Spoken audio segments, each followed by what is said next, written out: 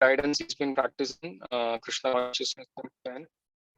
And he's also, apart from practicing Krishna consciousness, he's also an IT architect, and also currently serving in the iskcon of Baltimore Temple in Maryland as a congregational development director.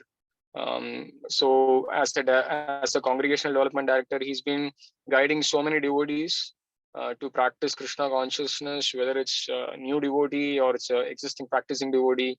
So he guides so many devotees, and he's the most humble person you can probably see within the temple premises. He practices Krishna consciousness along with his supporting wife and two lovely children. He likes studying scriptures, especially written by the previous teachers from Srila Prabhupada. And he also facilitates a lot of reading groups. So we have a lot of reading Zoom groups going around throughout the week from Monday to Friday for everyone's spiritual nourishment. So having said this, we sincerely thank Sundarananda Prabhuji to come and enlighten everyone on the most revealing topic of the 6 sessions. This session titled as Who Am I is the most revealing session of all the 6 sessions. So I hope every one of you have a good explanation. Free to ask any questions right at the end, and if you have any questions in between during the class, please write down in the chat box or have it noted down so that we can have a engaging session. Thank you. Yeah, thank you so much, Vamsivardhan Prabhu. Yeah, thank you all of you for joining the session today. Happy to see you. Many of you I know, Vasu I know for many years. Brandon, I met you a couple of months ago, 1 month ago maybe. Yeah, nice to see you again. Premika, I met you 1 or 2 months again. Nice to see you on the session. Hope you really both enjoying the sessions. And Raj Prabhu, I cannot see your video. If you're comfortable and if your situation permits, you can share your video also, so I can connect with your face. Parijatya also, welcome. Yeah. So basically, what I will do is we'll do a quick recap of the yesterday's session, not in a detailed way, but I will see. I know some of you missed the yesterday's session. This is the first session for a couple of you. So for their benefit, at least Vasu's benefit, I know, I want to give quick overview that will help him. But maybe one way to do it, the 2 ways of doing the overview. One way is me telling some things, and one way is I'll ask some questions and somebody can chime in what they learned, like that. So maybe I'm hoping if you all can jog your memory. It's a long time from yesterday. I'll ask you to each of you to share 1 or 2 things that you learned from yesterday. So maybe that will help Vasu to catch up. And if there's something else I want to add, I will add also. Yeah, and anyone would like to go first? Share 1 or 2 things that you learned in yesterday's session. You can unmute yourself. Sure. One thing that we talked about was Hare Krishna. Hare Krishna. One thing that we talked about was the difference between animals and humans. One of the main differences is that humans have the ability to inquire about God and to be able to ask questions about like what comes next, what comes after death, I guess, So there's one thing. Wonderful. That's a wonderful point you shared. Yeah, that's one of the key essences of the whole class. Nice sharing, Brandon. Thank you. Yeah. Anyone else would like to share anything else they learned yesterday from yesterday's session? I can share. Yeah, you sure, Premika? Hare Krishna. Yeah. So I think we learned that many of us, we always wonder what the goal of our life is, and we tend to think that our goals is to achieve certain materialistic gains. So for instance, if you are a young teenager, your goal is to excel in your studies and you want to get a high paid job, and then once you hit that goal, you can create another goal where you want to get married and start accumulating wealth. And the thing is that the issue with humans is that our mind, we can't really control it. So we will always keep wanting more and it never ends. And the thing is that all these materialistic gains are temporary, don't really give us any happiness. I think yesterday Harinam Prabhu also shared that, you know, there are 4 levels of happiness. So that's like the physical happiness, mental health, intellectual happiness, and spiritual happiness. So most of us are within the first 3 levels, and we should try to reach the 4th level, which is spiritual happiness, and mainly through devotional service. Oh, wonderful. That's wonderful, Ms. Premika. Mati, thank you for sharing that. Yeah. Yeah, that gives a good overview for Vasu also joining second session today. Anyone else would like to share anything else they caught from yesterday's session?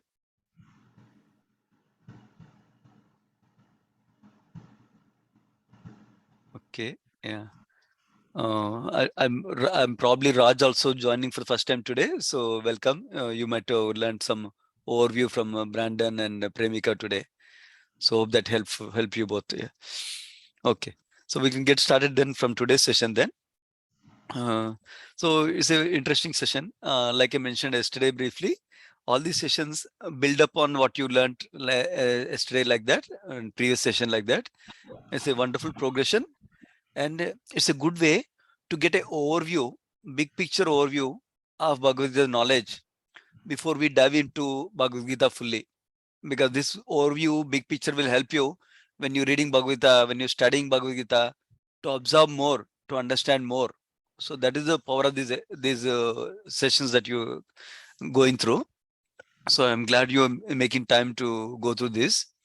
So let's go through. Today's topic is, who am I and what is my purpose in life? That's the main topic. So let's go through. I'll check if my slides are moving. I don't know if my computer is slow or is not moving. Oh, okay, I need to click on here, looks like. Okay, I need to move the... Okay. Okay, so this is talking about how this for many centuries, great thinkers, scientists from across the world, from different backgrounds, right? They went trying to fathom this whole phenomena of life after death and the mysteries of remembrance of previous lives. Like you might have heard, some people remember previous lives also, that mysteries. They're trying to fathom, why is this? What is the cause of this, like that? So the question we are trying to address is, who are you or who am I? That's the question we are trying to address. So there are many slides. I'll spend time on few slides more, and few slides I'll just browse through. This is intentional, so that way you have some visual to go with some of the content. That is the intent. Okay. So now here, question is, do you think you are the body you see in the mirror, or are you something beyond that? So that's a question to ask. So now this is something from Dr. Harry Monson, who is a professor of anatomy at Illinois College of Medicine, it seems. What does it say? Most of the human body is a water. In a 60-pound person, there are about 5 pounds of calcium, 1.5 pounds of phosphate. Basically, he's analyzing the body in terms of all the different contents inside of it. From his perspective, right? Everything in his body is a bunch of chemicals, basically. 5 pounds calcium, 1.5 pound phosphate, 9 ounces of potassium, like that. So that's how he's analyzing in terms of chemicals and minerals, basically. That is one way of seeing the body. So here, according to him, if you put a price tag for each of the chemicals that he analyzed, our human body worth is like $8.37. So does that sound valuable to you? No. We're a lot more valuable just $8.37 or any, for that matter, many times is millions or billions of dollars price tag also is not worth a human body or a human life we have. So that is the essential questions about identity. So now this is a New York Times article that is talking about the same thing, that this particular Dr. Harry Monson, how he analyzed the body in terms of different chemicals like that. Now, any intelligent common person with some common sense can understand that we are more than these chemicals that they are being analyzed like this. Body is just more than the chemicals. Then naturally the question comes, what is our real identity? That's the question we need to address it. So now this is one common sense check. Okay. So actually Prabhupada did it live with the audience one time.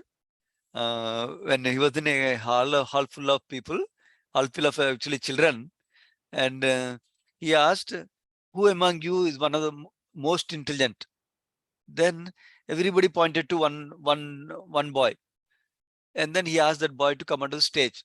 And he asked him the question, can you show me your stomach? And he showed the stomach, like all these pictures showing. Can you show me a ear? He pointed to the ear. Can you show me your head? He pointed to the head. Can you show me your mouth? Like that. Neck, chin, your forehead, your hand. Like that he asked all of these things. Then Srila Prabhupada is the founder Acharya of iskcon organization, right? He asked him, okay, now show me who is you. Because he showed my hand, my mouth, my head, like that, right? So who's the my that head belongs to? Who are you? Show it to me. Then the child got puzzled. Some other times the people answer the question as showing the whole body like that. This is me, like that whole body like that. So, but actually, this is just common sense usage. We're telling my hand. We're not saying I hand, I head, I mouth like that, right? This simple common sense way of understanding that we are beyond this body. We are beyond this hand, beyond this leg. We're somebody beyond that. That we'll find out who we are as a spirit soul beyond this body. We'll discuss more about that topic. So in the oldest sacred books in the world, the Vedas, which originate from God himself. Vedas is the ancient knowledge that's originating from God himself, and is written that what we identify with is nothing but a blend of spiritual, subtle, and gross material bodies. So we're identifying with external coverings of our body. That's why it's showing. So we're internally a spiritual being, but we're covered by different kinds of elements, material elements outside. We'll discuss more about this topic. But why are we referring to the old scriptures and Vedas to understand that topic? Because we'll delve into more in one of the sessions. But essentially, when we're trying to acquire knowledge, the best way to acquire knowledge is not by your senses, because senses are imperfect. Senses cannot get the real knowledge in all circumstances, all situations. And then not just by inference. Our inference can go wrong sometimes. So actually, the best way of getting knowledge is from the ancient Vedic scriptures. These scriptures are coming from Supreme Lord himself. That also be details of that. Does God exist? Or who's the real God will be covered in the next section also for you. Next coming sessions, tomorrow and after, next 2 sessions actually. So the knowledge, original knowledge, Vedic knowledge has already been proven that it doesn't contain mistakes. Why? Because nobody could prove anything in Vedas to be wrong. That's number one. Number two, Vedic knowledge is authoritative and it gave evidence of things that even today's scientists did not know before. For example, Vedic scriptures have the knowledge not only about the past, but also about the future. For example, literature like Srimad Bhagavatam is one of the greatest literatures from Vedic knowledge. It predicted Lord Buddha to appear and his father will be so and so, he will be appear in so and so place. All that was predicted already before he appeared long time ago. So like that, it also described how the Kali Yuga, the age that we are in today, the symptoms of that also is described in Bhagavatam. So like that, even distance between sun and earth, moon and earth were already given in the scriptures. And those only after developing great telescopes from scientists now in the recent past 50 years, they could come close, the measurements came close to the scriptures now. Otherwise, they were assuming wrong number until recently. But Vedic scriptures have that knowledge even before telescope was invented. That's the beauty of it. Similarly, Vedic scriptures like Srimad Bhagavatam have description. I know some of your doctors also have descriptions of how baby grows in the womb, how baby starts in the womb, how the different development stages of the baby. All that is described in the Vedic scriptures. So now, only now recently, because of the development of different technology, we can see inside the womb how the baby is growing. We could figure out that. But 5,000 of years ago, what was not visible to the naked eye or any instruments that we invented, scriptures already have that information. So now that is proven to be true now. So like that, Vedic knowledge is always been proven to be true. So that's why we take the knowledge from Vedic scriptures basically. So now we will learn something about, we have something called a subtle body. We'll learn about that. So subtle body has three components: mind, intelligence, and false ego. So can we see our mind? No, but we know we're thinking with our mind. We know we store our memories with our mind. Same thing. Can we see our intelligence? No, but we know presence of intelligence because we can decipher, we can differentiate between good and bad, this and that, like that. By presence of that ability to discern between different things, to differentiate between different things, to discriminate between different things, that's how we understand, oh, I have intelligence. In fact, IQ, right? Many of us might have taken IQ test. IQ test, one of the way to test IQ is to show 4 pictures and how 4 pictures are almost same as each other, but one of them is slightly different, odd man out. So you need to find out. To find out, you need to differentiate between this and that. What is the difference between this and that, like that? And somebody who can do the differentiation quick enough and correctly enough, then they're said to have a higher IQ. So by seeing the effect of how much differentiation they can do, how quickly they are doing, we're saying this person has higher IQ and hence higher intelligence.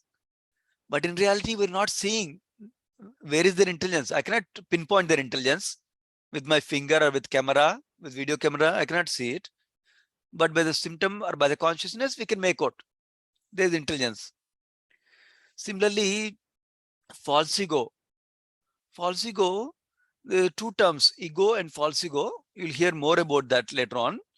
But false ego indicates our identity, the identification that I'm assuming, the designation I'm assuming. I'm thinking I'm an Indian body, I'm an American body, I'm a good person, I'm an intelligent person, I'm an architect, I'm an engineer, I'm a doctor. So I need to be like this. I need to be respected in certain way. All these things are different designations that we carry. These are coming from the false ego. False ego is what makes us assume different identities. And because of the identity that we carry with false ego, that puts the other things to work, mind and intelligence to work. For example, if I'm thinking I'm this body, then I will have the desires to make my body comfortable and not suffer with the body. I don't want any suffering from my body. So then my mind develops certain desires. Oh, I want to enjoy this particular food. I want to enjoy this particular bed, like that. Then the intelligence supports the mind and false ego by saying, oh, you want to get this particular fruit? I know where exactly to get it. It costs $5 for one fruit because it's very costly fruit and it's a rare fruit. You know what I could do? I can go on this particular site and then search where that fruit is available, who's selling it for cheaper cost, and then how soon it can get it here. I will do all that planning for you with my intelligence. And then I will serve you, my dear mind. Like that, intelligence serves the mind. So mind is serving the false ego, intelligence is serving the mind. Like that, that's how usually what happens with all of us. This body is called a subtle body. Okay, we're a spirit soul inside. We'll talk more about the spirit soul in this session. Then, but we are covered by the mind, intelligence, false ego. That's called a subtle body. That's first point. It's also called astral body. So these are few things, details about the mind functions.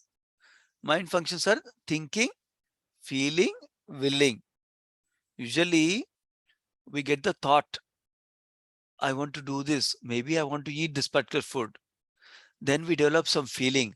If I eat that food, I'll be happy. I'll be blissful if I eat that food, like that. Then the feeling, you'll experience the feeling inside. Then we develop some emotions towards it. Yes, it'll be important I get that food. Yes, I should get it. Then that becomes willing. Yeah, I should get it. Actually, I should plan to get it in the next weekend when I'm on holiday from my school or office. So that's the willing. So these go together. Thinking, feeling, willing go together. And these are the functions of mind. So the fact that we're thinking, feeling, or willing, that shows that we have a mind. Otherwise, I cannot see with a telescope or a microscope whether I have mind or not. By the way, mind is different from brain. Okay. So mind is it's a very subtle subject matter, but essentially mind is like an operating system. Like many of you might know computer. Like computer has a hardware, computer has an operating system like Windows. Most of you might know Windows or Mac OS, like that. And then there's a software. So programs that we can run, applications that we can run. Mind is like the operating system. So when the soul, we as a soul, when we experience something with our hands, legs, tongue, we're experiencing through the medium of the mind. So that's what we're going to see. We'll hear more about it about the soul coming up. So these are the functions of mind. So what are the functions of intelligence? We already talked about one specific aspect earlier, right? That the middle, distinguishing between good and bad, we talked about. What is good, what is bad, the discrimination factor, right? And then we also talked about resourcefulness in new situations. That means if mind desires to do something, intelligence provides the resources. How do we go about getting what mind wants? Or in new situations, what to do about it? That resourcefulness is given by intelligence. And similarly, control of the senses can be done by intelligence. Normally, for majority of the population, controlling of the senses is not easy. But with a sharpened intelligence through spirituality and yoga, we can actually develop the sharp intelligence so we can control our senses. So that is the functions of the intelligence. These are in a brief way. As you go through the sessions, by the way, you learn how to sharpen the intelligence. What are the practical ways, what we can do. Each of the session builds on the next one, on the previous one, like that. Remember, we talked about the false ego. False ego forces us to think that we are not the spirit soul, but we are the gross material or subtle body. That is our real identity. It makes us think. So real ego means understanding that I am the spirit soul. That is the real ego. There's more to it. As we explore the topic of God, you'll hear more about our constitutional position, we call it. That means how we are a servant of God, like that. That is a later description. I'll keep it for now for next sessions. For now, we can understand that we are really a spirit soul inside this material body, inside the gross body and the material body. What is the material body, gross material body? The body that we are seeing with our eyes. That is made up of matter. What is the matter made of? Earth, water, fire, air, and ether. These are the 5 material elements this gross body that you and me are seeing is made up of. So the false ego makes us think we are this body, either this gross material body or subtle body we talked about, mind, intelligence, false ego. What does it mean that identifying with subtle body? So let us say mind has some thought. Oh, I want to enjoy this one. So we think, oh, I am the one I'm thinking that I want to enjoy this. But that's not, I'm not thinking, that my mind is thinking that. So that is the false ego is making us falsely think that I am this gross body or I'm the subtle body, like that. That is my real identity is making us think. So false ego is the most subtle material element. Remember, gross matter we talked about is gross. Gross means you can really touch it, feel it, see it, like that. Earth, water, fire, air, ether. Of course, each of them is less grosser. Earth is very gross. That means you can really touch it. Water, you can touch it, but it can also get out of your hand. Fire is hard to touch it, but you can see it at least. And then air, you cannot touch it, but you can feel it. When the breeze of air comes and touches our skin, we can feel that air is going through. But it's subtler. Like that, ether is even more subtle. What is ether? Ether means space within which air is there and all the elements are there. So that is more subtle. Even subtler than that, ether is the mind, intelligence, and false ego. That's what this is talking about.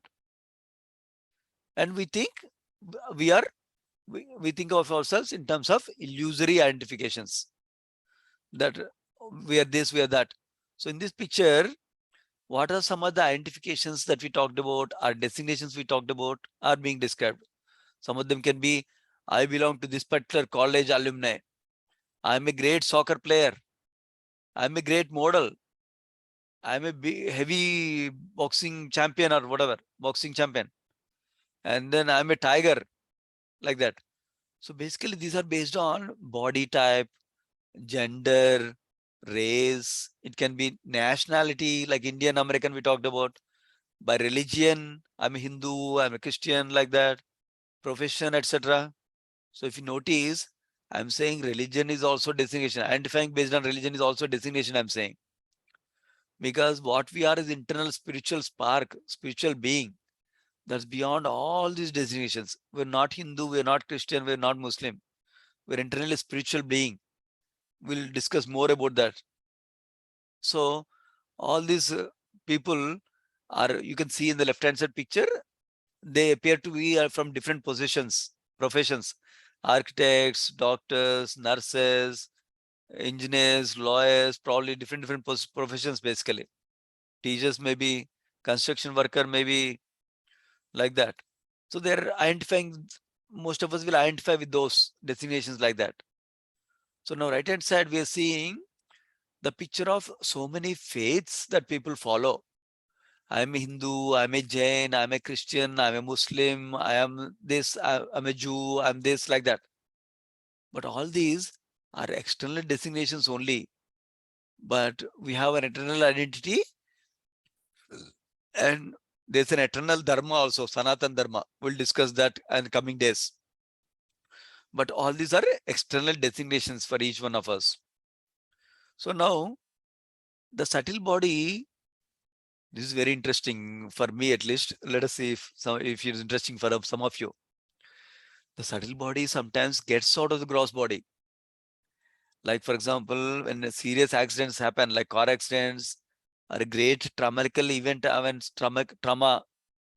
trauma producing event happens, or during a surgery, or during the influence of narcotics, it seems.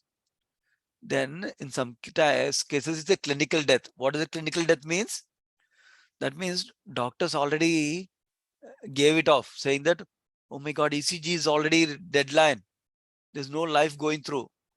That means this guy is gone. That is that they pronounced it. What do they pronounce? It's called a clinical death. So that situation, subtle body can go to the gross body, it seems. So there are stories that come up. You'll see that here. So this is one of the examples. These are real-time incidents, by the way. You can Google them to see the proofs also. Okay. So some of the things that we're discussing today are real-time incidents. So this is something called NDE, or near-death experience, and out-of-body experience, or OBE. These are two things. Okay. By the way, I did not say in the beginning, there's a quiz test for all of you. So remember some of these things. So you can score your quiz properly. Every day there's a quiz test.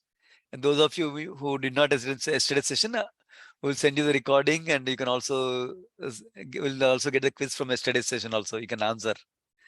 So what is this near-death experience, out-of-body experience? We'll hear one of the example here, what is being shown in the picture here. They say Pam Reynolds Lowry is from Atlanta, Georgia, is an American singer-songwriter, it seems. At age 35, he had a blood clot in the center of her brain, it seems. She's the lady. She had the center of the brain, blood clot in the brain. So she was commissioned to be for a operation, brain operation. So where they need to freeze the stop the blood flow from brain. Okay. So heart is connected to a lung machine during the operation, and the temperature is very low. Brain is practically not functional at that time, it seems. And she personally had a near-death experience. What is that? She explained the entire operation, how people did it, what instruments they used to do the operation. And she told that she was seeing everything from above. You see the picture? She was seeing from above. Actually, she's in her bed. You know, such a brain operation, when they need to open head to do the brain operation, you can assume how much anesthesia they'll give. They will not know anything happening usually. But still, she said that she could see from top like this and explained everything that doctors can agree to. So let me see how I can move to the next slide. Okay. So let me go back to, yeah. So now, how was this possible? Because the subtle body came out of this gross body at that time, and it could see the operation at that time. This doesn't happen all the time, but some people, they have this experience, and this is recorded by scientists also. We'll see more about it. This is one of the near-death experience or out-of-body experience. That means they experience that they are outside the body and looking at their body like that.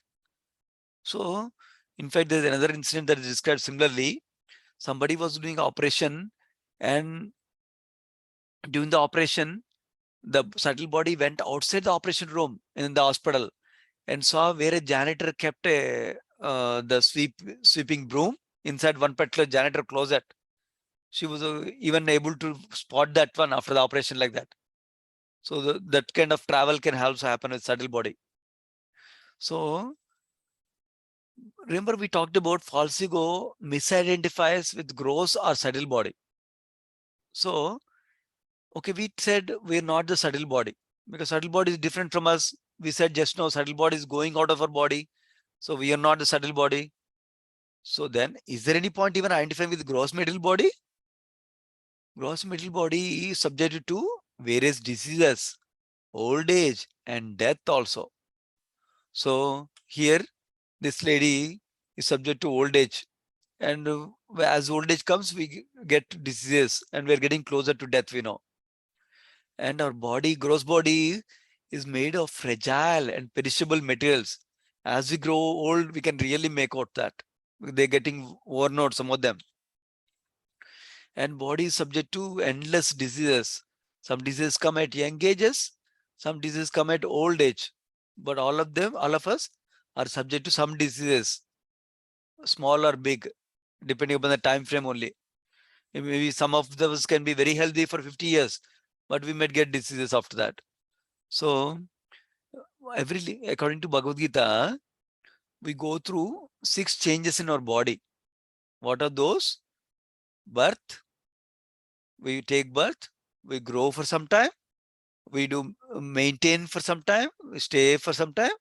When we produce byproducts, that's like children in case of human beings, and then we dwindle. That means we reduce, we started degrading, our body is degrading. Many functions go, eyes function less, ears function less, like that. Some of the sensory functions goes down. Finally, we go to the death. But there's something beyond death we'll discuss also. But most people think that they're the body is meant exclusive for enjoyment. Even though, so we understood, if you're this body, then it's pretty miserable because the body is going through so many changes and is subject to old age and disease. But most people think that their body, remember that false ego thing makes us think that we're the body, and then we think that I'm meant to give enjoyment to my body. So, and body is meant for exclusive for enjoyment like that. So there are 3 major differences between a living body and a robot. Okay. So body is a body. we can say if body is like a machine, robot is a machine. What is the difference? So one difference is we discussed. A living body undergoes 6 changes, whereas matter only dwindles. What does dwindle means? Let us say there's a fruit that you pluck from a tree and you keep it outside, or you buy a fruit from a market, shop, store, and keep it in on the stage platform, kitchen platform. It will not stay the same. It will dwindle day by day, and it gets spoiled like that. So that's what happens to matter. Same thing, living body also undergoes 6 changes to finally to dwindle to death. We heard about it. That is the first difference between living body and a robot. Okay. Second difference is a living body, whether it's a male and female living body, can multiply similar species, where machines can't reproduce by union. We cannot have 2 robots come together and produce another living being. No. Perhaps it's possible 2 robots can produce another robot. But again, that robot cannot produce a living being. That is the point. Living being means something that has life in it, something that can undergo 6 changes like we discussed. That is the second point. Third difference between living body and a robot is living body has consciousness. This is the most important thing for today's session. So the consciousness enables the thinking, feeling, willing, while matter has no consciousness. Like the water bottle, desk, phone, they don't have consciousness, even though my phone might have Siri that can talk to me, but it doesn't have consciousness. Whereas living body has a consciousness. That's a very important difference. So we'll talk briefly about how one thing I'll mention about consciousness. Remember, we talked about presence of mind can be seen based on thinking, feeling, willing. Presence of intelligence can be seen based on discrimination faculty. Presence of falsehood can be seen based on the identification with different designations we have, like that, right? Even though we cannot physically see them. Similarly, our spirit soul, which is inside the living body, is having consciousness as a symptom. So if somebody pinches me, I get pain. But if I leave this body, if I die tomorrow, then even if you pinch me, I don't get any pain. Why? Because there is no spirit soul that has a consciousness spread all over the body in me after I die. When my spirit soul is inside this body, I have the consciousness to feel things. So that's the difference. Generally, this is the difference between living body and a dead body. That living body has a consciousness inside. Whereas dead body, you can pinch, you can cut, nothing, no experience of pain. Whereas the living body, we experience pain and pleasure. So that is the consciousness. So point is, somebody might ask us, can you show me spirit soul? I want to see with my eyes. I want to see with telescope or microscope. Then only I will believe it. But we can't see so many things in life, but we have to believe. Mind, I cannot see my mind. I cannot see my intelligence. I cannot see my false ego, but we know they exist. You cannot say, I don't have any intelligence. I don't have any mind. You cannot say that. Similarly, because I have consciousness, I understand I have a spirit soul. That is given in Bhagavad Gita clearly for us. So that is another important point to note. This is a wonderful analogy to describe the importance of what to do. So what? Okay, you were saying, so far most of the class you told me, I'm not this material gross body that I'm seeing. So don't strive for that enjoyment only. And you also told me I'm not the subtle body, mind, intelligence, and false ego. You were telling me I'm a spirit soul. I have consciousness. And yesterday we heard I need to experience spiritual happiness. Lower happiness is not for me. That's even animals can get. I need higher happiness beyond that. So now, how do we get that? How do we take care of the soul? What does the soul need? That's where we're going towards. So in this analogy, there's one rich lady. She got a bird. You can see a bird here in this cage. She got a golden cage and a wonderful bird. and she took care of the cage every day nicely. You see, she has a fan in her hand, look like a duster. She's dusting nicely every day. So that way there's no dust on it.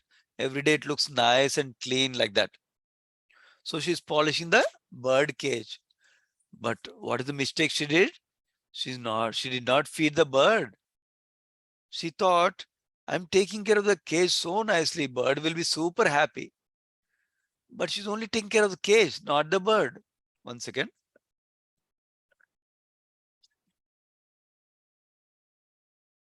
So now,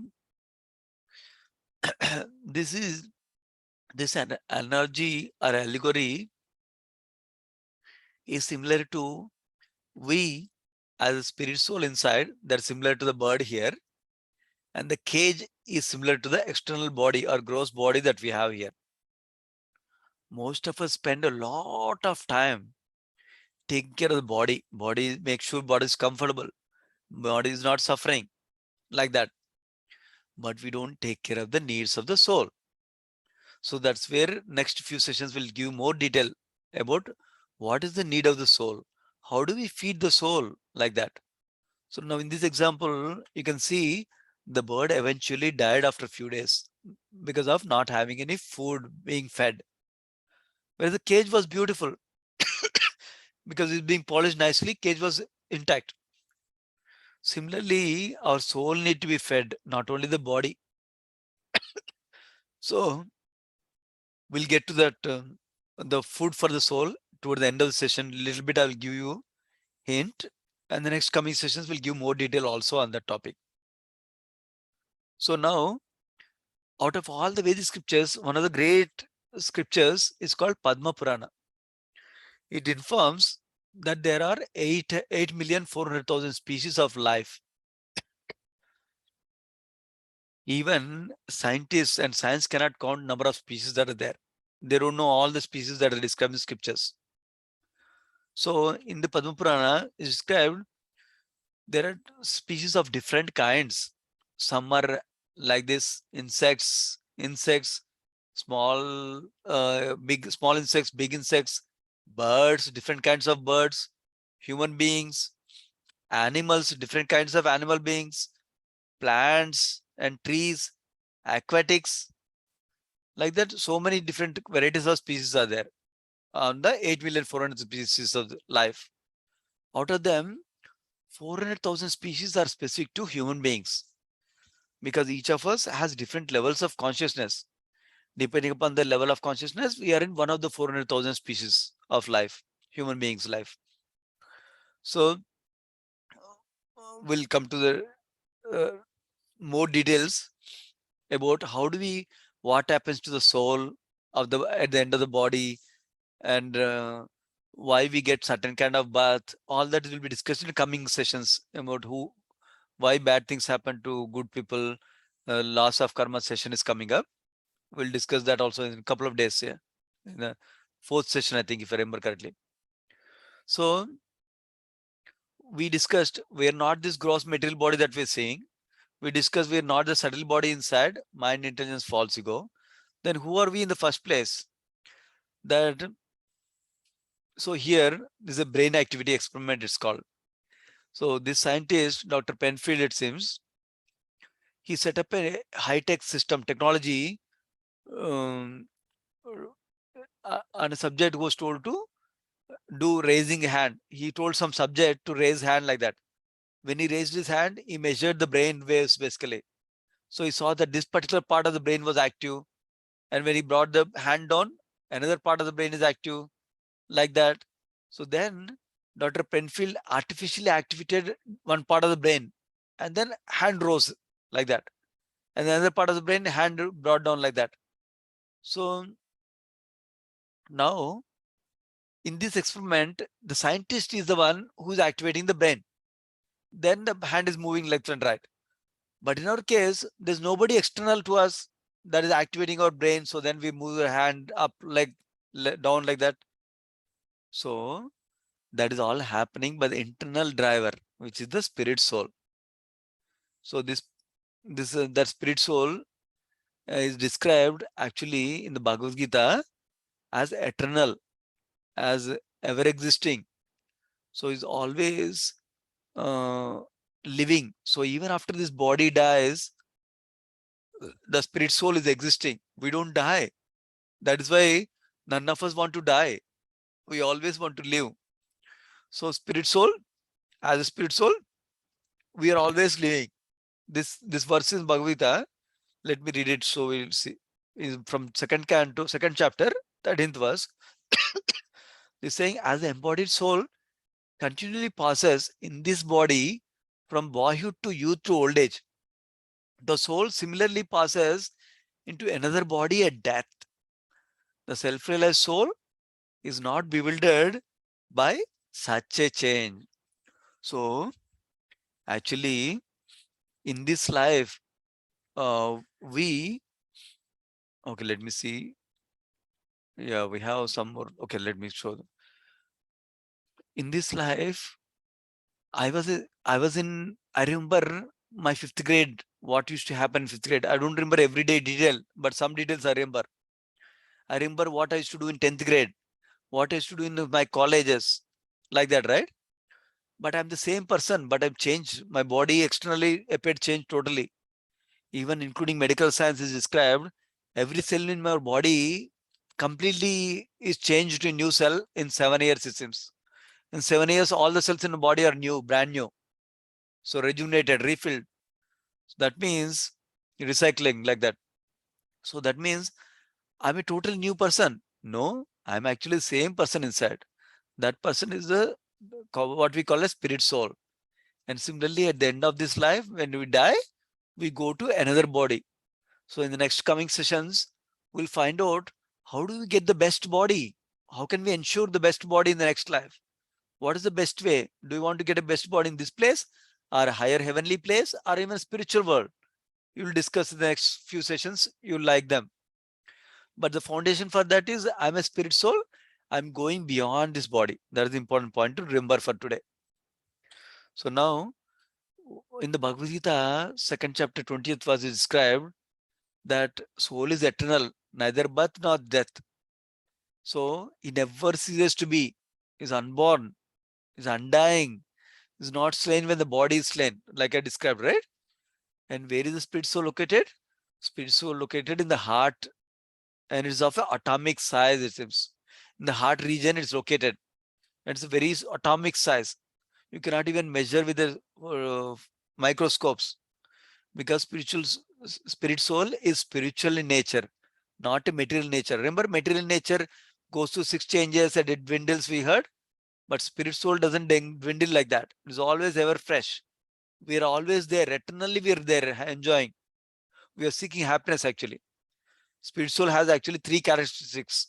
Satchidananda, eternal. We're always eternal. We want to live forever. And knowledge, we want to be fully knowledgeable. We never want to be in ignorance. And then we want to be blissful. We never want to be sad. Those are 3 characteristics of soul. That's why we do everything. Like yesterday we were discussing, we are doing everything to become happy. Because soul by nature is anandamaya abhyasat. Always seeking happiness, pleasure seeking. But we need to find out how to get the best pleasure. That's what this course will introduce us to with the Bhagavad Gita knowledge. Now we go into the next section. How do I believe that soul is there? You are saying you cannot show me to microscope. You're saying we cannot see it. We have to believe based on consciousness is one thing we heard, like that, right? But now what are the other ways we can understand that soul really exists? So one common sense understanding. So when a person dies, we say, oh, she has passed away. Oh, she's no more. Like that, right? But the whole body is lying there, 5 foot or 6 foot, that person is lying right there. But we say they have passed away and we cry for them because of the loss of them. So that means we understand intuitively that real life is not there. Sorry.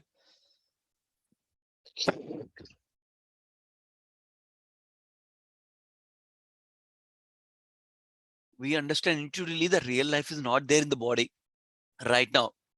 That is the difference between living body and dead body we discussed, right? Actually, the soul which gives the life has passed away. That's the common sense understanding. Now, second thing is that the presence of consciousness that we discussed. Consciousness means here, conscious means to be aware, thinking, feeling, willing, and intentionality. Oh, I have this intention. I want to go to Mount Airy tomorrow. I want to go to Mount Washington tomorrow, like that. Oh, I used to have a wonderful friend in my childhood days. In my 10th grade, we used to play cricket together, like that. Memories, having the memories and all that. That is consciousness. Whereas, even though you take the same memories with a camera and record video, camera doesn't have the consciousness. Camera just doing the recording business. The person who's behind the camera who's recording has the consciousness. That's why he has the memories. That's the difference between camera and a living body who has a consciousness. That consciousness is a symptom of presence of soul, that we are soul. Now, we talked, there's a scientist who did this near-death experience and out-of-body experience studies. We talked about one example of the out-of-body experience, right? The one where one lady's singer-writer came out of the body while doing operation, and she told everything she's on the body, like that. So many literatures. We'll discuss few of the things. This that is one, and then this guy is a scientist, Ian Stevenson, right here, University of Virginia. The professor of psychiatry, seems. He's extensively investigated over 2,000 cases of reincarnation memories. That means they had memory from past lives. And he had a team that thoroughly analyzed each incident perfectly. So that way, nobody can make up a story. So the team goes to each place and finds what is happening. So this is showing that the phobias are coming from past lives. Somebody, let us say, they are subject to darkness for a long time in last life. They are subject to claustrophobia. They don't want to go into dark places or closed places. Even MRI, if you want to take, they don't want to take it, like that. This is based on the type of death they experienced last time. So if somebody died in shooting, for example, then they would be they will have phobia of firearms, like that.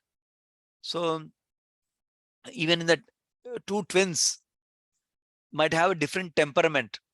So they're physically born with the same genes and everything, right? So they might have a different temperament altogether because of two different souls reincarnated in two different bodies. Even though they're genetically identical, they'll have different temperament. Oh, this is interesting example. So this is a girl in the childhood. Her name is Sukla Gupta. She remembered her past life, even as a small child. So this team used to go to place where somebody get a report.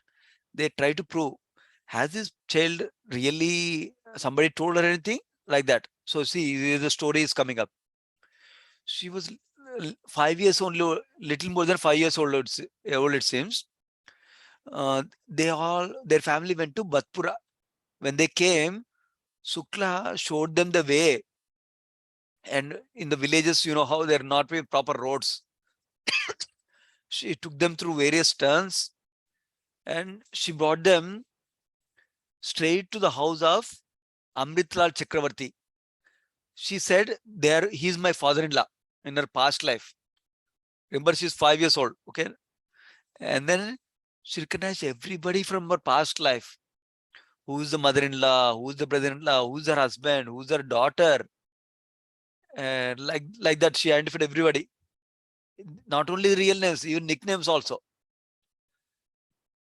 So this is one example out of many 2,000 examples this scientist research to prove that the soul passed from previous life to this life, like that. This is a clear indication. It's not like just stories. This is a recent one. In this one, this young boy, he had dreams of fighting in fighter jet planes in World War, like that. This came in Fox 8 News also, it seems. You can look for it actually. Soul Survivor. This one, fighter pilot. So he was a World War II fighter pilot, it seems. He died in the flight accident during the World War. So you could tell how the flights work, how he went in the World War that time, what happened to that particular flight, and how the flight fell down. All the details he told. So that is possible because he was in the previous soul a fighter pilot basically. These are examples of how soul is not a concept, that just theory. It's a reality that we take life after life like that. These are few of the famous scientists who believed in reincarnation. Benjamin Franklin, John Adams, Socrates, he's a philosopher. They all believed in the presence of a soul and reincarnation. That means the life after life. In the fourth session, you'll hear more about the life after life. What controls somebody goes to this life versus other life. Why some people bad things happen to good people. Why good things happen to bad people. All those things will be discussed in the fourth session. This is all prep work towards that session, foundation. So now this slide is showing you that as a spirit soul, we have the characteristics of eternality, knowledge, and bliss. And we are covered currently by, soul is covered by subtle body that is made of mind, intelligence, false ego, and a gross body that is made of earth, water, fire, air, and ether. So, but we are a spirit soul. We have wonderful qualities. Once we know and develop, explore those qualities, bring out those qualities through spirituality, we can be happy from inside. So this is talking about what happens to us at death. The soul leaves the gross body and it takes another womb based on the desires we have cultivated in the subtle body, mind, intelligence, and false ego. So this is a Bhagavad Gita sloka that's telling how we changing dress. When our dress gets dirty, we take a new dress. Like that, we're changing a body. We'll discuss more in the fourth session, how that body, what body is determined by not only our desires, but also what we deserve based on what actions we did and based on what desires we have. Material nature awards a particular type of body for us. So this Bhagavad Gita sloka that is telling us, whatever state of being one remembers when he quits his body, that state he will attain without fail. So we need to be careful what we consciously remember, cultivate in this life. These coming sessions will help you to understand what we do about that. So now another thing is, what is my purpose in life? So we have to change our conception from I'm this body and the soul inside me to I'm the soul and the body is outside me, like that. So, and like I discussed yesterday, we need to utilize this curiosity or inquisitiveness, atato brahma jignasa. This is described in Vedanta Sutra.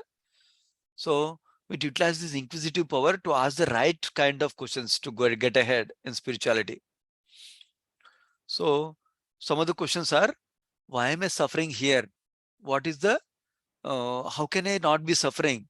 How can I be always happy? Why do you get sad even though I want to be happy really? Like that. Those are some of the questions we can inquire, each of us. So I'll pause there. I know it's a lot of subject matter, but essentially few simple things. The main thing to remember from this session is that we are not this external body that we think we are.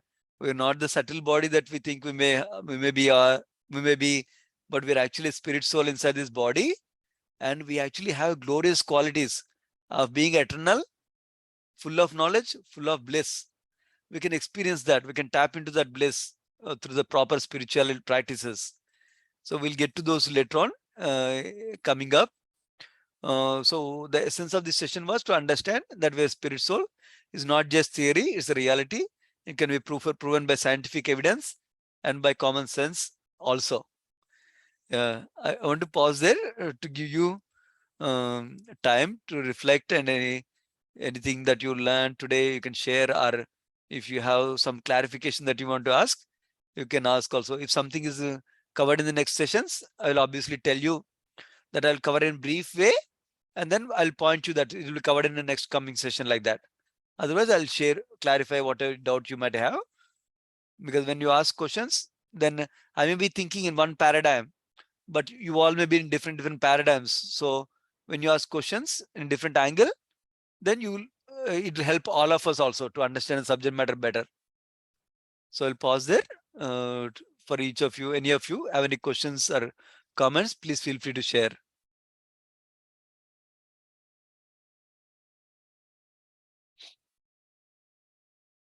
Hare Krishna Prabhu. Hare Krishna. I just want to ask you a clarification. So we actually mentioned that, after death, the soul leaves the body, the gross body behind. What actually happens to the subtle body? Does it follow the soul all the time? Very nice question. Yes. Subtle body also follows the soul. Basically, it is described in Bhagavad Gita. The process is called, technical word is called is transmigration. There's a technical word used. But essentially, when the body dies, what happens is, remember, soul is covering with two bodies. One is called a subtle body, mind, intelligence, false ego. That is the first body. And on top of it, there is a second body, there's a gross body. That's the body that we see, earth, water, made up of earth, water, fire, air, ether. So when the soul leaves the gross body, right? At that time, the subtle body carries the soul. And along with the soul goes along with the subtle body to the next destination. Actually, in our scriptures, even that is elaborately described. There are scriptures called Garuda Purana that describe what exactly goes on day 1, day 2, day 3, like that. In fact, that is the reason when our ancestors or father or grandfather, when they pass away, we do certain rituals. That is to benefit their transition from one body to the next body, like that, to give them a better transition, better life, like that. So that also is described. But essentially, subtle body also goes with the body. That is why we have the conditioning from previous lives. So some baby might be doing some particular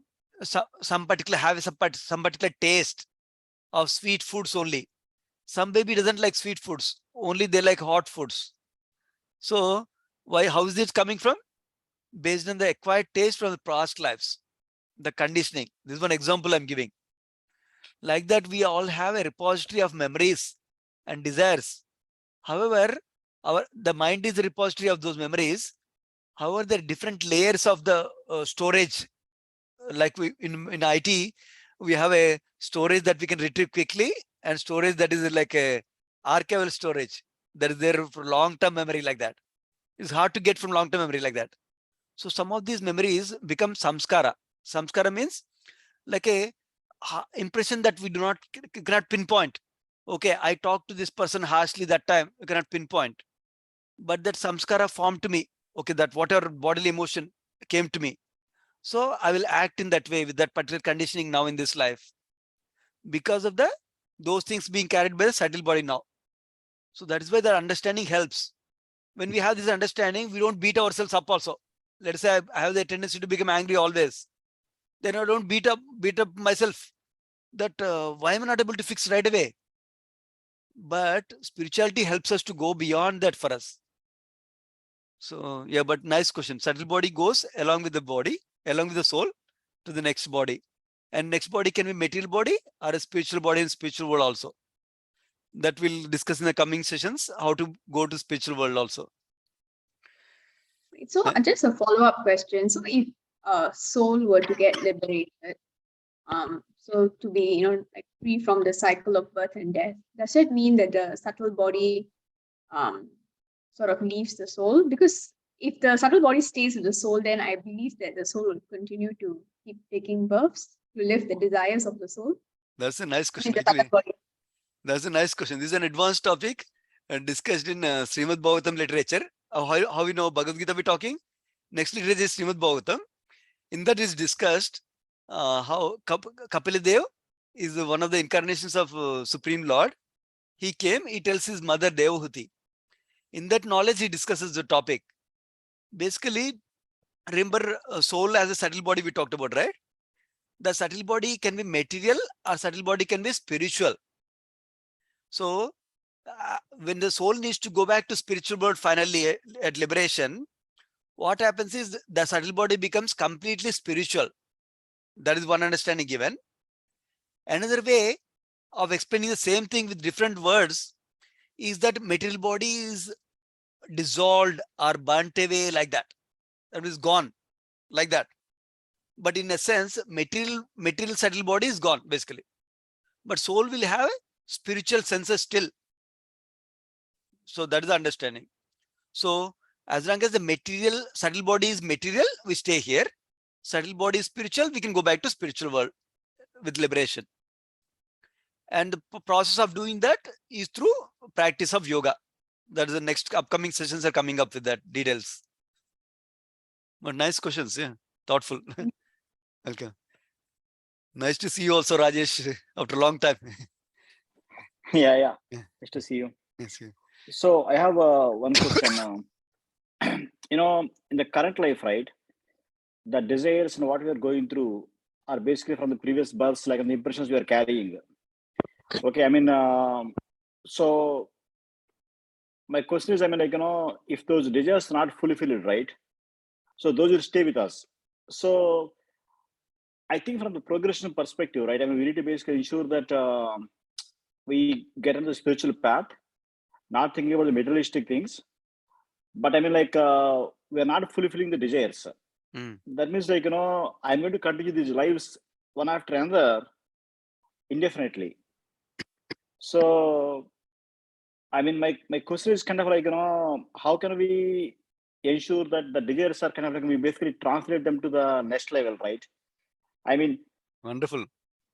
Yeah. So yeah, that's the question I have. I mean, Yeah, very nice question. Actually, you caught the one of the slides actually, where we're talking about because of the desire, we're getting the next life.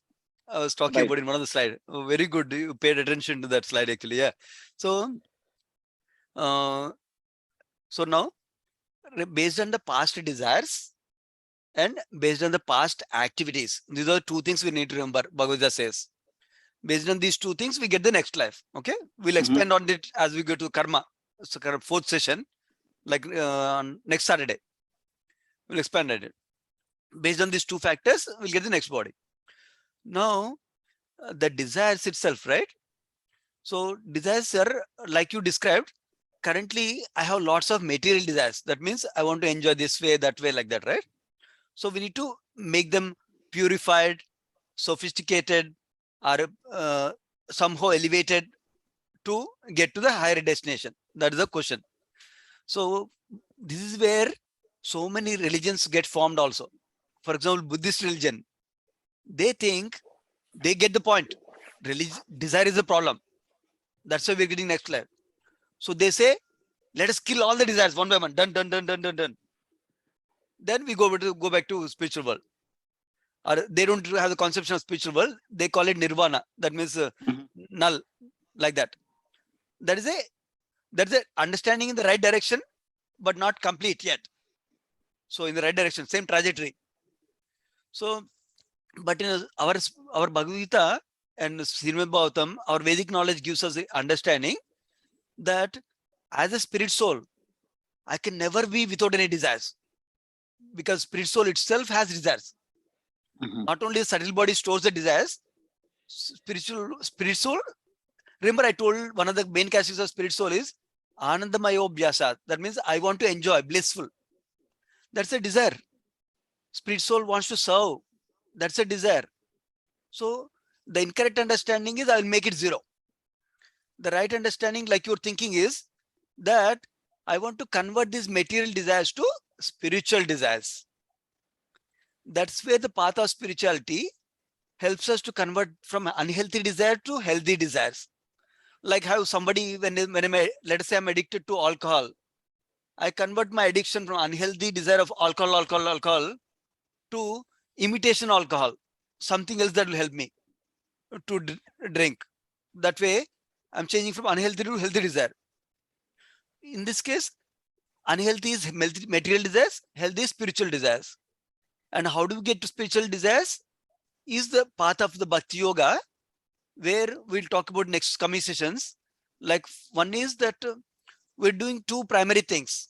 One is we're learning about Krishna, our God, how great he is and how sweet he is. So we can develop some relationship with him. And then we want to develop some motivation. I want to be with him. I want to enjoy like that, like how gopis are enjoying, how Gopa's friends are enjoying. I want to enjoy like that. We develop some desire. And then that is one relationship we're cultivating. Second thing is through practice of spirituality, what happens is our interest will develop some detachment towards the material things. We're developing attachment towards Krishna. That is the first thing. And then through that process, with the help of Krishna, we're developing some detachment towards the material things. So unlike the other paths like Karma Yoga, Jnana Yoga, Ashtanga Yoga, Bhakti Yoga has this benefit that we're getting the benefit of Lord. Lord is helping us to develop detachment towards material things. Because Lord is attractive, then we're getting attracted to that. You'll probably know when a child is playing with a knife, we want to give them a shiny looking, for example, nice pen we give them. And then what they do to grab the pen, they need to drop the knife. So then that's all. So Bhakti Yoga is wonderful like that. We grab onto attractive path of Krishna consciousness. Through that, we lose the taste for other unhealthy things, unhealthy desires like that. So that is a nice way of gradual purification and knowledge going together like that. But with the knowledge along with the chanting of the holy name, both of them go make us, help us like that. But wonderful thought process actually. Yeah. Thank you. Yeah. Welcome, Rajesh. Any other comments or questions? I see a question here in the chat. Oh, really? Thank you, Yeah. Brandon. It says how the souls are formed.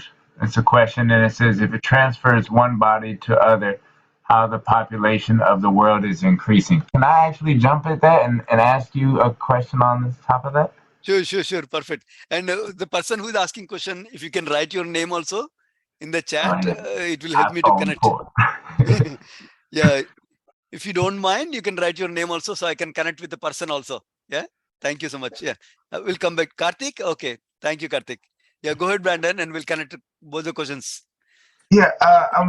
If there's 8,400,000 species total, and that's like a number based off of the past, the present, and the future, then would the human population increasing be a result of a different species decreasing, it just being like some type of a math formula? We're cutting down all the trees, so the vegetation is decreasing. So now we have spirit, we have different souls that are now able to be in like a human form or something like that. Nice. Good corollary question to the Karthik's question. Yeah. So I'll tell you differentiation. I will a little bit explain about the 8,400,000 species. What does it mean? I'll explain a little bit more. Then we'll go into the question. The species means that they're one of a kind. Like you probably know, like 400,000 human species means 400,000 consciousness we have. For example, my consciousness may be, I really love to eat meat. I really like to eat raw meat, for example. Somebody's consciousness may be, oh, I want to eat sattvic food, mode of goodness food that's peaceful, food that's sweet, calming, like that, right? Natural, vegetarian, like that. So this is coming from a consciousness where my consciousness is there like that. That's one example. Like that, there are 400,000 species of consciousness. That means there can be consciousness number 1 can be 1 billion. Consciousness number 2 can be only 2 people in the world. Consciousness number 3 can be only 1 person in the world, like that, right? That's one. So that's how that is calculated for human beings. And then the rest of the 8 million are categorized according to Padma Purana as different. For example, 1 lakh species are aquatics. That means different kinds of fishes like that. So that is the species clarification I wanted to give you, Brandon. Now back to the population thing. Population. Now Karthik question is asking how the souls are formed, and if it transforms one body to other, how the population of the world is increasing. Okay, good question. And that connects to the trees cutting down. What happens also, I'll tell you. So this is where the evolution question also comes into place. So first of all, souls are eternally existing according to Bhagavad Gita. That means they may be in the spiritual world, where along with the God, or they may be here in one of the millions of universes that we have. That is one understanding. So souls are not forming at any time and dying at any time. That is clear. Only they're getting a body at certain time. That is one point I want to make sure. Now, about one body to another, when they're transferring, population of the world is increasing. So one principle I'll explain that answers this question and Brandon's question. Basically, souls, how do they evolve? Like depending upon, let us say, I take the lowest form of life. Lowest form of life, let us say, is aquatics. That means I got the body of a fish for now. Fish is in the water, swimming in the water, right?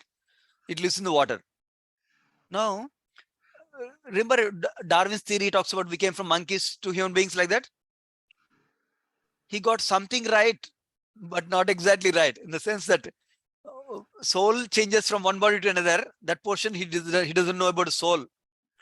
But from an aquatic body, what happens is, I will describe this in the fourth session, more detail, karma, session of karma, fourth or fifth session. But after the aquatics, I have certain life as fish. Let us say 10 years of life. I don't remember the lifespan of fish. Let us say 10 years of lifespan as fish. Then next I get the body in insect, progressively, automatically. Okay. Now, remember I talked about earlier, based on the desire and based on the activity, I get a different body. That applies for human beings, us, but not for fish. After fish, they need to go to the insects next. I'm giving you an example. Then after insect, they need to go to the next form of life, next form of life. Like that, they need to go traverse this chain. After insects, maybe birds. And then after that, animals. Within the animals, for example, cow is considered the sacred, or the topmost out of the animals. From cow, he gets a human body like that. So this is how the soul is traversing from one species to another naturally. Now, one caution is, only in the human form of body, I can go back to fish, or I can go back to insect, I can go back to animal also, potentially. That's the danger with human. There's a benefit. There's a benefit to go back to spiritual world. There's a drawback to go down also like that. But animals, they progress naturally up, like that. So that is what is happening. So now, when we cut down trees, what is happening is, if the tree's life is gone, that means the soul is passing to another form of the body. After trees also is in the progression like this. After trees, let us say, the insect is next body, let us say. Actually, trees is below the aquatics. So after trees, let us say aquatics. So they all go to aquatic body like that. Unless something special happens, some devotee gave a special prasadam or special sacred water, then they can go to human form of life also occasionally. But normally they go to the next form of life like that. That is one point to note. Another point to note about the Karthik's question about the population is, there's a whole creation, 3/4 of it is in spiritual world. It's called spiritual world. That's where God is there, along with so many living entities who are enjoying always, no problems, not like us. They have always happiness. 3/4 of the people are living there. Only we 1/4 are here right now. So this 1/4, so we are in a space called material world. And within material world, there are so many universes, millions of universes. And when we are in one universe, this can be an elaborate subject, I'm briefly explaining it. Within one universe, there are 14 planetary systems. Within that, we are in one planetary system in the middle, Earth planetary system. Bhugola, it's called Bhumandala.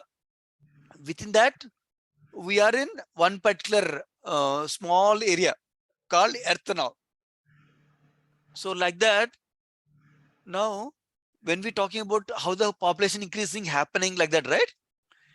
One possibility is people from animals. Remember, I told you animals, they can come to human being. That is one progression, how they're coming. Second progression is some people good. Again, this I'll talk about the karma, class about karma. Some of the people went to higher planets and they're enjoying life as a heavenly in the heaven. So after they enjoy all the heavenly points that they have, good points they have, good karma points they have, they need to come back down here. So that is the second path. People are coming here to get human form of body after the enjoying all the good points they made. Second path. Third path is somebody is in another universe altogether, another material universe already. They suffered there or enjoyed there for some time. Now, from there, they're coming to this universe. That's the third path. Like that, there are so many paths available for living beings to come into one particular forms of body, like human body, for example.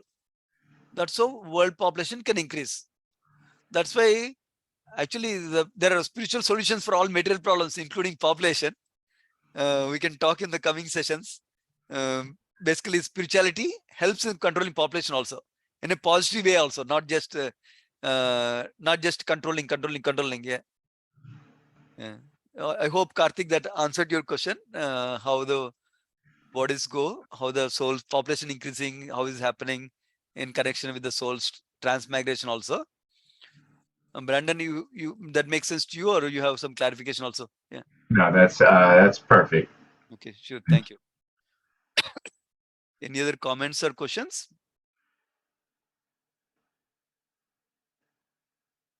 Hare Krishna Prabhu. I mean, since we're on the topic of souls, just had another question that popped up. Yeah. Actually, are all souls considered equal? Yes. The reason why I'm asking this is because, when I talk to some of my friends, and they eat meat, right? And I'm vegetarian. And then the reason I tell them is, you should not harm animals as much as possible because they also have souls. And then their counter argument is plants and vegetables have souls too, and it's so hard to explain. But I always wonder, like, if all the souls in all living beings are equal, or is there some souls that are better than the other?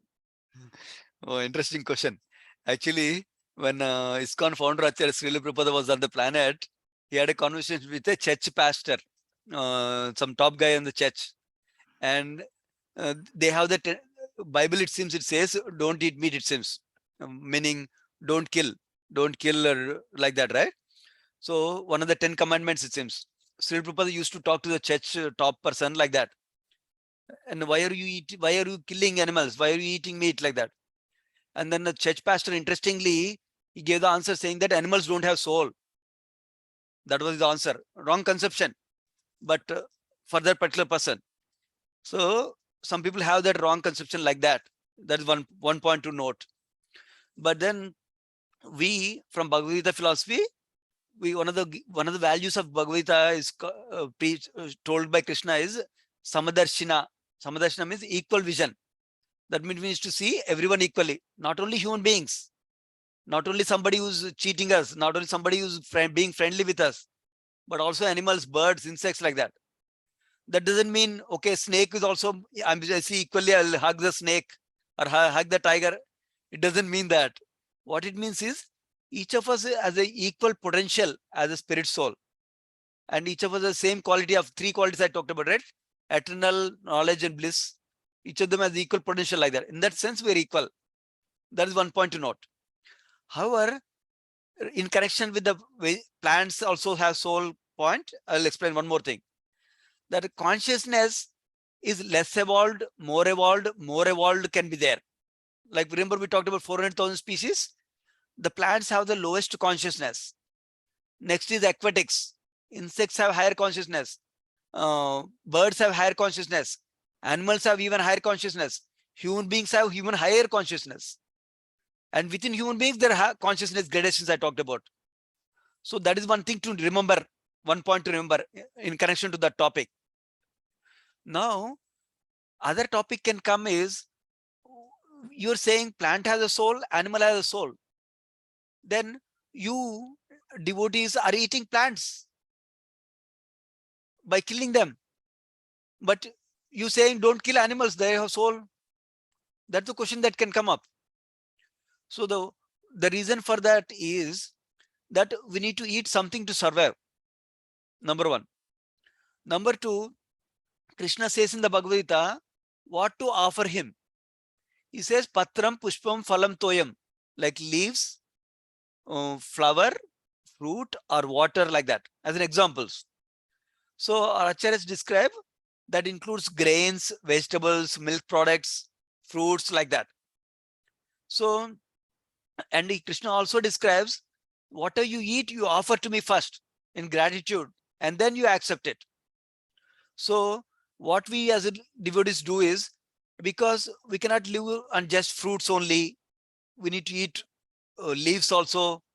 So that's why we take the vegetables from the market, and then we cook them for pleasure of Krishna, and then we offer it to God. This also will come up in one of the sessions coming up also. We offer before the God whatever we first cooked, first to him, understanding that he is the proprietor, everything belongs to him. We offer it to him first. My dear Krishna, thank you for giving all these things to us. Please accept this as our offering back to you. It's like Ganges gives all the water for us.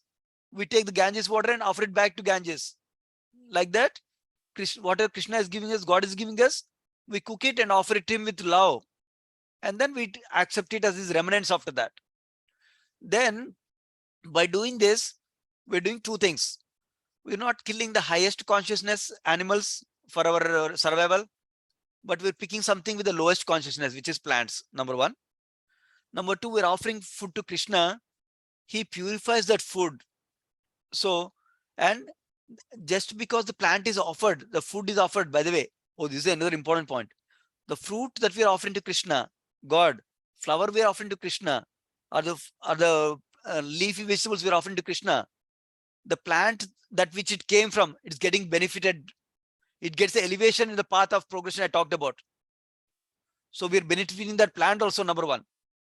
And then because we're offering to Krishna, we're not suffering the sinful reactions of killing the plant also. But the more topic I will discuss is actually my topic for karma, coming up in the next couple of sessions. I will discuss wonderful topics. You'll be love the topic of karma. I like it myself, so hopefully some of you will like it. So that's why we're not causing harm. We're actually causing benefit to the plants by eating, by offering it to Krishna first. So that way, and we're choosing the least harm possible out of all the options, like that. That's how we can answer our friends when they talk about why are you eating plants when you're saying don't eat animals, like that. Make sense?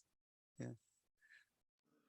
So we're helping through our prasadam. We're helping those plants become humans potentially, Exactly, and yeah. increase the population. Exactly, you got it, yeah. And and we dispute Bhagavad Gita and this knowledge, maybe humans go back to spiritual world, reduce the population. Yeah. That's also possible, yeah. Yeah, So, yeah. And Bhakti Yoga process is so wonderful that we are not benefiting just because we are buying fruits and vegetables from market and shopping it and offering it to Krishna.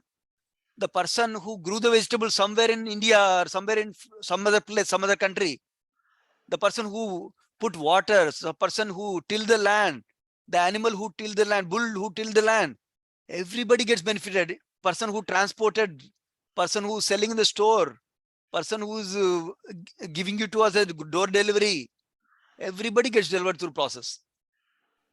That is that's why you'll see the last session.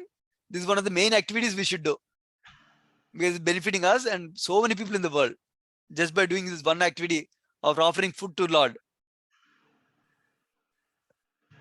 Yeah, since I've started offering all my meals first, really anything I put into my my body, not just a meal, I can feel more connected to God, like each and every time.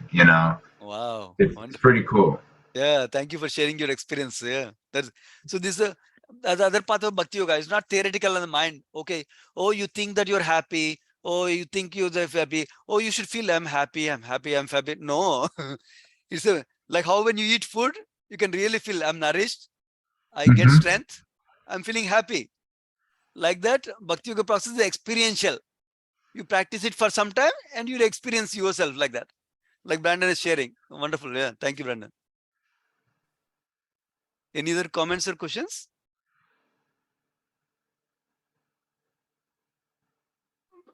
Just I remember one more thing. Yes, true. Krishna says in Bhagavad Gita, right? Patram pushpam phalam toyam in 9th chapter and 26. So he clearly mentioned that what to eat and what he likes to eat. Leaf, flower, vegetables. So we can offer those things to Krishna. And he's not telling chicken, meat or this or that. If he would have been eaten that, if he would have referred in the Bhagavad Gita, then it's fine. But he refers patram pushpam phalam toyam. So whatever Krishna accept, that's what the devotees accept. So that is one argument one person can give, right? Wonderful And contribution. yeah, and regarding another point, what the population point was, Srila Prabhupada, he says very nice thing that there is, just a minute, my kid is crying. So Srila Prabhupada makes another point in this connection that the increase of population is not a problem on this planet. The real problem is the greed. So the earth can satisfy the 10 times of the population, the grains and the fruits. It can satisfy 10 times what the population we have, but it can't satisfy the greed of the people. And that's what this greed has become so much. And so their heart needs to be changed. Their heart needs to be transformed from greed to the love. And that's the real transformation Bhagavad Gita teaches about. So that's all, Prabhuji. Yeah, thank you, bro. Nice points. Yeah. Yeah. Anybody has any last thing before we end today? Okay. The next session will be on Wednesday evening. So please join. It's also a wonderful question, wonderful session. Because most of the time we think about, I need to believe God is there. I need to believe God is there. But this will talk about why we need to understand God is there. How we can understand God's presence like that. Yeah, please join the next session. Yeah, thank you so much for all of you for making your time and investing your energy like this. Yeah, there will be quiz that will come out also. You can participate in that. And also there will be recording. If you want to listen to one more time, please feel free to listen also. Yeah, thank you so much everyone for your time. Hare Krishna everyone. Bye. Okay, thank you. Yeah, Hare Krishna. Thank you everyone. Bye. Okay, thank you. Hare Krishna. Bye. Bye.